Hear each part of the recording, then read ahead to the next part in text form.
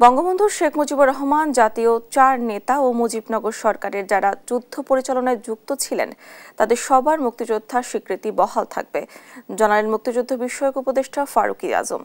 বুধবার সচিবালয়ে এক সংবাদ সম্মেলনে তিনি আরও জানান, মুজিবনগর সরকারের যারা কর্মকর্তা কর্মচারী ছিলেন তারা সহযোগী মুক্তিযোদ্ধা হিসেবে বিবেচিত হবেন। এর আগে মঙ্গলবার রাতে জাতীয় মুক্তিযোদ্ধা কাউন্সিল সংশোধন অধ্যাদেশ ২০২৫ জারি করা হয়। রাষ্ট্রপতির নির্দেশক্রমে এই অধ্যাদেশের গ্যাজেট জারি করে মন্ত্রণালয়। সেখানে যাদের মুক্তিযুদ্ধের সহযোগী হিসেবে স্বীকৃতি দেওয়া হয়েছে তারাও সনদ পাওয়ার অধিকার রাখেন। এক্ষেত্রে পদবি পরিবর্তন হলেও মর্যাদায় ছোট হবে না বলে জানান উপদেষ্টা।